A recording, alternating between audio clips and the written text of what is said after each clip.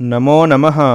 Online Sanskrit learning centre में आपका स्वागत है। आइए आज हम कक्षा 12 पाठ 4 प्रजानुरंजको नृपः इस पाठ की व्याख्या को हम करने जा रहे हैं। प्रजानुरंजक प्रजा से प्रेम करने वाला, प्रजा को प्रसन्न करने वाला, नृपः राजा। यह राजा कौन है, क्या है और कहाँ से लिया गया है, इस विषय में हम थोड़ा सा यहाँ पर बताते हैं। इस पाठ को रघुवंश से लिया गया है। रघुवंश महाकवि कालिदास का महानतम ग्रंथ है, जिसमें रघुवंशी समस्त राजाओं के वर्णन हमें प्राप्त होता है। राजा दिलीप की चर्चा करते हुए महाकवि कालिदास ने राजा के गुणों का वर्णन किया है। राजा कैसा होना चाहिए, राजा के अंदर क्या क्या गुण होना चाहिए, जिसमें राजा विद्वान, सत्यवादी, इंद्रिय निग्रही, प्रजा पालक इत्यादि गुण उनको राजा दिलीप में दिखते हैं। यहाँ पर इस पाठ में राजा दिलीप के माध्यम से और महाकवि कालिदास के द्वारा विरचित श्लोकों के माध्यम से राजाओं के गुण की चर्चा की गई है। राजा कैसा होना चाहिए। अब आज की अवस्था में यदि हम कहें तो राजा का अभिप्राय यह होता है, हमारे द्वारा चुना गया कोई भी हमारा राष्ट्र का अध्यक्ष, राष्ट्र को पालन करने वाला मंत्री इत्यादि। तो चलिए सर्वप्रथम हम पाठ का सस्वर वाचन करते हैं, उसके पश्चात हम पाठ की व्याख्या करेंगे। जिनको सस्वर वाचन सुनने की इच्छा न हो, इसको स्किप कर सकता है। त्यागाय संभृतार्थानां सत्याय मितभाषिणां यशसे विजिगीषूणां प्रजायै गृहमेधिनां शैशवेभ्यस्तविद्यानां यौवने विषयैषिणां वार्धके मुनिवृत्तीनां योगेनान्ते तनुत्यजां रघूणामन्वयं वक्षे तनुवाग्विभवोऽपि सन् तद्गुणैः कर्णमागत्य चापलाय प्रचोदितः वैवस्वतो मनुर्नाम माननीयो मनीषिणाम् आसीन्महीक्षितामाद्यः प्रणवश्छन्दसामिव तदन्वये शुद्धिमती प्रसूतः शुद्धिमत्तरः दिलीप इव राजेन्दु रिन्दुः क्षीरनिधाविव आकरः सदृश प्रज्ञः प्रज्ञया सदृशागमः आगमये सदृशारम्भः आरम्भ सदृशोदयः प्रजानामेव भूत्यर्थं शताभ्यो बलिमग्रहीत् सहस्रगुणमुत्सृष्टो मादत्ते हिरसं रविः ज्ञाने मौनं क्षमा शक्तौ त्यागे श्लाघाभिपर्ययः गुणागुणानुबन्धित्वात् तस्य सप्रसवा इव प्रजानां विनयाधानाद् रक्षणाद् भरणादपि सपिता पितरस्तासां केवलं जन्म हेतवः द्वेष्योऽपि सम्मतः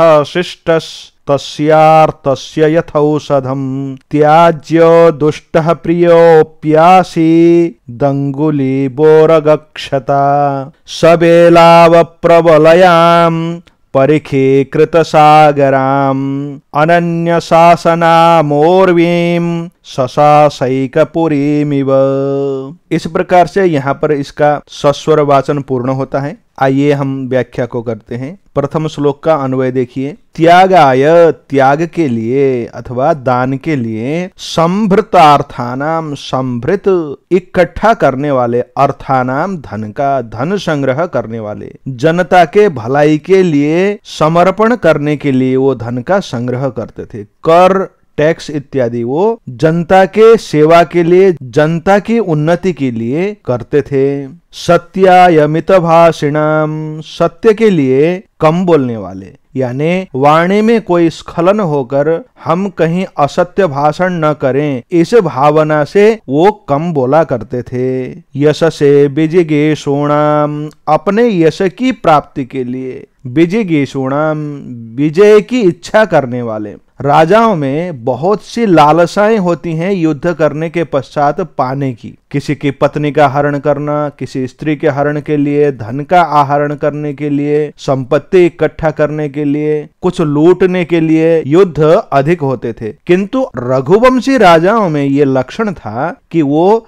किसी प्रकार के लूट के लिए, किसी लालसा से वो युद्ध नहीं किया करते थे। उनकी एकमात्र यश की प्राप्ति हो, हमारा इज्जत बढ़े, हमारी प्रतिष्ठा हो, इसलिए वो युद्ध करते थे। और प्रजायै गृह मेधिनाम, संतानोत्पत्ति के लिए विवाह करने वाले, गृहस्थ आश्रम को स्वीकार करने वाले ऐसे राजा, यानी विवाह करना किसी भोग विलास के लिए न होकर वो केवल और केवल एक राजकीय वंश परंपरा आगे बढ़े, संतान प्राप्ति के लिए वो विवाह किया करते थे। ऐसे राजाओं के रघुणाम अन्वयम वक्षे, तीसरे श्लोक में हमें वक्षे ये क्रियापद प्राप्त होगा। रघुओं के वंश को मैं कहूंगा, ऐसा कवि कालिदास कहते हैं। अब हम दूसरे श्लोक को देखते हैं। शैशवे अभ्यस्त विद्यानाम, शैशवे शिशुकाल यानी बाल्यावस्था में, अभ्यस्त विद्यानाम विविध प्रकार के विद्याओं का अभ्यास करने वाले।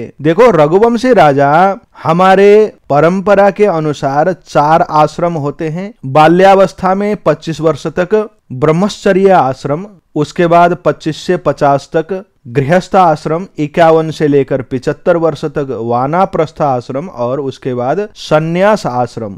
इन 4 आश्रमों को भली भांति वो अपने जीवन में उतारते थे। ये बात इस श्लोक में बताई गई है। बाल्यावस्था में वो विद्याओं का भली भांति अभ्यास करते थे। यौवने विषयिणाम, यौवने अर्थात गृहस्थ आश्रम की आयु हो जाने पर 25 साल के हो जाने के बाद विषयों का उपभोग करना, विधिवत राजा होकर राजकीय मर्यादा के अनुसार विभिन्न प्रकार के भोगों का भोग करना। उसके बाद वार्धके मुनिवृत्ति नाम, वार्धके यानी जैसे ही वृद्धावस्था के लक्षण आ जाए ऐसे अवस्था में मुनियों का सा जीवन जी लेना, यानी वानाप्रस्थ आश्रम को स्वीकार कर लेना। अंते योगेन तनुत्यजाम, अंत में अर्थात चतुर्थ चरण में योग के द्वारा योगी बनकर संन्यस्त होकर शरीर को योग के द्वारा छोड़ देने वाले ऐसे रघुणाम अन्वयम बख्शे, ऐसे रघुवंशी राजाओं के वंश का मैं आज वर्णन करूंगा। ऐसा कवि कालिदास कह रहे हैं कि राजा जीवन को उचित रूप से प्रबंधन करें, हम भी अपने जीवन को मैनेज करें। ऐसे ही इन राजाओं ने अपने जीवन का मैनेज इस तरह से किया था, इस तरह से इन्होंने वर्गीकृत किया था कि आरंभ में अच्छे से विद्या का ज्ञान करना, शास्त्रों का अध्ययन करना, उसके बाद शास्त्र अनुकूल जीवन जीते हुए गृहस्थ आश्रम में रहकर विविध प्रकार के भोगों को भोगना। उसके बाद शरीर थोड़ा सा वृद्ध होने लग जाए, यानी 51 से 75 वर्ष की अवधि में अपने जीवन को वानाप्रस्थ की ओर ले जाते हुए मुनियों के, योगियों के, सन्यासियों की तरह जीवन को जीना। और अंत में शरीर जब छूटने वाला हो तो योग के माध्यम से सबका प्राय शरीर अपने आप छूटता है, लेकिन ये राजा ऐसे थे, वो अपने शरीर को अपने योग बल के द्वारा प्राण को अलग और शरीर को अलग करके शरीर को त्याग देते थे, महान योगी हुआ करते थे। ऐसा कवि कालिदास हमको बता रहे हैं। अब तीसरे श्लोक में देखिए, तनुबाग विभवः, वाणी अत्यंत छोटी होने पर भी, यानी मेरी वाणी बहुत कमजोर है, तनु है, कृश है, कमजोर है, फिर भी वाणी का वैभव कम होने पर भी तदगुण ही, यानी हमने जो 2 श्लोकों में इन रघुवंशी राजाओं के गुणों की बात कही सुनी, उन गुणों के द्वारा कर्णमागत्य कान में आकर चापलाय प्रचोदितः, इस चपल कार्य, यह चपल कार्य कवि कालिदास के लिए रघुवंश निर्माण करना चपल कार्य है। इस चपल कार्य के लिए प्रचोदितः प्रेरित किया गया। इन गुणों ने मुझे इतना आकृष्ट किया, इतना प्रेरित किया कि मुझे अवश्य भी इनके विषय में कुछ ग्रंथ लिखना चाहिए, ऐसा मुझे प्रेरणा मिली। किंतु मेरी वाणी कैसी है? मेरी वाणी वाणी बहुत लघु है, कमजोर है। महान कवि कालिदास ऐसा कह रहा है कि रघुवंशी राजाओं के गुणों का चर्चा करना मेरे लिए अत्यंत कठिन काम है।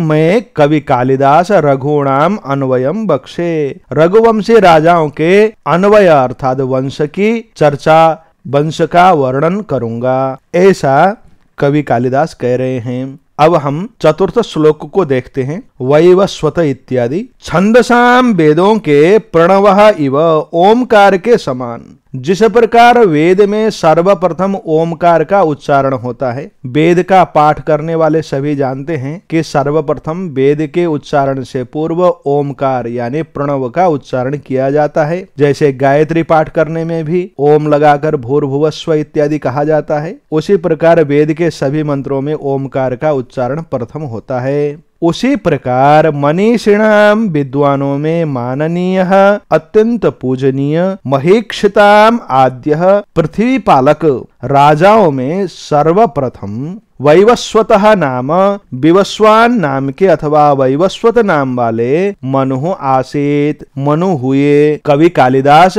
सृष्टि के आरंभिक समय की बात कर रहे हैं। प्राचीन काल में सर्वप्रथम इस पृथ्वी को पालन करने वाले वैवस्वत नाम के मनु हुए। वो सूर्यवंशी राजा थे, सूर्य के पुत्र थे। विवस्वान कहते हैं सूर्य को, विवस्वान के पुत्र होने के कारण उनको वैवस्वत कहा जाता था। हम पंचम श्लोक को पढ़ते हैं। शुद्धिमती अत्यंत निर्मल, शुद्धिमती शुद्धिमत शब्द से सप्तमी विभक्ति एक वचन में बना है। अत्यंत निर्मल तदन्वये उस वंश में शुद्धिमत्तर, अत्यंत शुद्ध यानी मनु से भी अधिक कांति और शुद्धि वाले। शुद्धिमत्तर यहाँ पर इनसे पूर्व वाले के लिए, इनसे पूर्व वाले कौन है? वैवस्वत मनु है। उनसे भी कांति वाले दिलीप, दिलीप ऐसा नाम वाले राजेंदु, राजाओं में चंद्रमा के समान श्रेष्ठ राजा। क्षीर निधौ इंदु इव, जैसे क्षीर सागर में चंद्रमा उत्पन्न हुए उसी प्रकार राजा दिलीप भी इस सूर्य वंश में, इस रघुवंश में उत्पन्न हुए। यहाँ पर पूर्ण उपमा अलंकार है। उपमा अलंकार के लिए आप लोगों को पता है उपमान, उपमेय, सादृश्य और उपमानवाचक शब्द, ये चार स्तंभों की जरूरत होती है। यहाँ पर भी उपमान है सागर, उपमेय है रघुवंश, दिलीप की चंद्रमा के साथ तुलना, रघुवंश का सागर के साथ तुलना, राजा की कांति की तुलना चंद्रमा की कांति से यहाँ पर कवि कालिदास ने किया है। ऐसे दिलीप नाम के राजा सूर्य वंश में उत्पन्न हुए। छठा श्लोक पढ़ते हैं। आकार सदृश, जैसे आकार अर्थात उनका शरीर था, वैसे ही विशाल शरीर के समान उनका प्रज्ञा, विशाल और तीक्ष्ण उनकी प्रज्ञा थी, उनकी बुद्धि थी। और प्रज्ञया सदृशागम, जिस प्रकार विशाल बुद्धि थी उनकी, उसी प्रकार का उनका आगम अर्थात शास्त्रों का गहन ज्ञान था। राजा दिलीप का शरीर महान विशाल था और उनके शरीर की विशालता के अनुसार उनकी बुद्धि भी थी। उनकी केवल विशाल बुद्धि नहीं थी, उस विशाल बुद्धि के अंदर अनेक शास्त्रों का ज्ञान भरा पड़ा था। आगमई ही सदृशारंभ, शास्त्र ज्ञान के समान उनका आरंभ अर्थात उद्यम भी था। उन्होंने शास्त्र का ज्ञान कर लिया। शास्त्र के ज्ञान करने के पश्चात शास्त्र के अनुकूल विद्या जो प्राप्त किया है, उस विद्या के अनुकूल प्रयोग करते हुए वो किसी भी कार्य को आरंभ करते थे।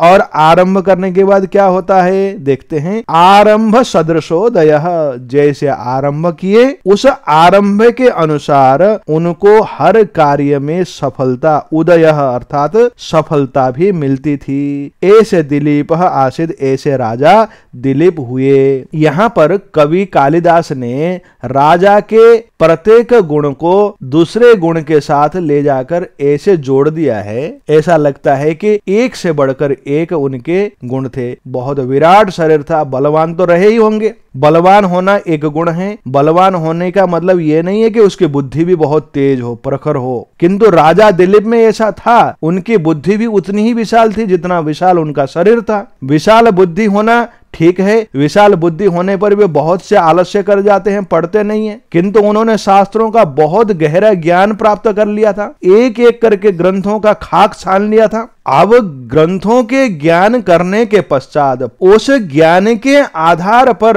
अपने जीवन में प्रयोग करें, उस ज्ञान को प्रयोग में लाएं, वो भी निरंतर करते थे। वो शास्त्र के अनुकूल, विद्या के अनुकूल, ज्ञान के अनुकूल कार्य को आरंभ करते थे। जैसा उनका आरंभ होता था वैसे ही उनको उससे भी बढ़कर सदा सर्वदा सफलता मिलती थी। उनके उदाहरण के द्वारा हम ये समझ सकते हैं कि हम ग्रंथों का अध्ययन करें, हमारे शरीर के अनुसार, सामर्थ्य के अनुसार हम बुद्धि को बढ़ाएं, बुद्धि के अनुसार विद्या को अर्जन करें, विद्या के अनुसार जीवन को हम चलाएं। यदि ऐसे जीवन को चलाएंगे तो हमारा जीवन भी सफल होगा, ऐसा कवि कालिदास का अभिप्राय है। अब हम 7वां श्लोक देखते हैं। प्रजानाम एव भूत्यर्थम सह प्रजानाम भूत्यर्थम एव। दिलीप केवल प्रजाओं के कल्याण के लिए ही ताभ्यः बलिम अग्रहेत, उनसे कर लिया करते थे। कर लेना राजा के लिए अनिवार्य होता है। राजकीय कार्य को संचालन करने के लिए कर लेना अति आवश्यक है। राजकीय कार्य संचालन करना किसके लिए है? प्रजाओं के लिए है। यदि हम विलासिता के लिए, अपने अय्याशी के लिए खर्च न करें, न लूटे प्रजा को, उनके धन से उनके ही कल्याण के लिए हम प्रयोग करते रहें, वो राजा उत्तम और बहुत बढ़िया हो सकता है। ये गुण राजा दिलीप में थे।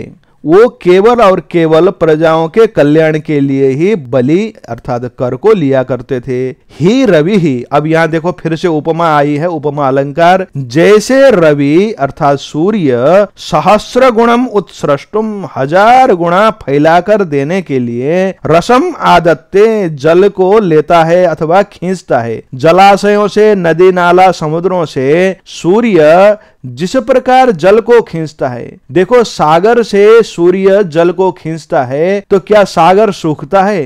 1 इंच, आधी इंच भी सागर में, समुद्र में कम नहीं होता है जल। किंतु जो खींच के बादल के रूप में लेकर आता है सूर्य, वो हजारों गुणा फैलाकर पहाड़ों में, पर्वतों में, खेतों में, खलियानों में इस तरह से फैला देता है कि हजारों गुणा हमें अन्न संपदा, सस्य संपदा, हरी भरी धरती के रूप में मिलता है। जिस प्रकार समुद्र से जलों के अत्यंत कम बूंदों को लेकर हजारों गुणा हजारों तरफ फैलाकर पृथ्वी में बांटता है, उसी प्रकार राजा दिलीप भी प्रजा से अत्यंत कम कर लेकर अनेकों प्रजाओं में जो अत्यंत आवश्यक है, उन कार्यों में, उन प्रजाओं के भलाई के कर्म में उस कर के धन को वितरित किया करते थे।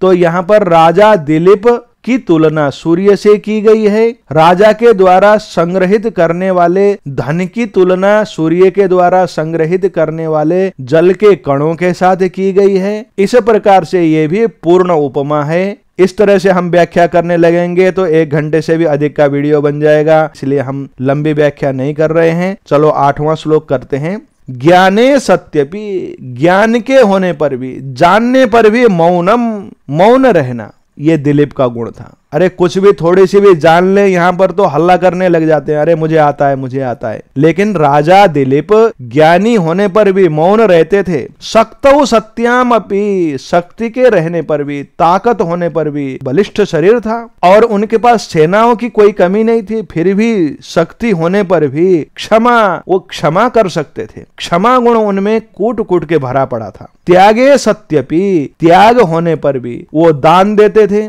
बहुत से कल्याण कार्यों में धन को खर्च करते थे। त्याग के होने पर भी श्लाघा विपर्ययः, उनमें अहंकार नहीं था, आत्म प्रशंसा नहीं करते थे। वो आत्म प्रशंसा की कमी थी। यहाँ तो 1 रुपये का दान करने पर घमंड आ जाता है लोगों को, किंतु वो आत्म प्रशंसा से बिल्कुल रहित थे। तस्य गुणानुबंधित्वात्, उनके एक गुण दूसरे गुण के साथ इस तरह से अनुबंध कर गया था, इस तरह से जुड़ गया था कि मित्रवत सप्रसवा, यानी सहोदर की तरह, सगे भाइयों की तरह मिलकर ऐसे गुण बैठे हुए थे।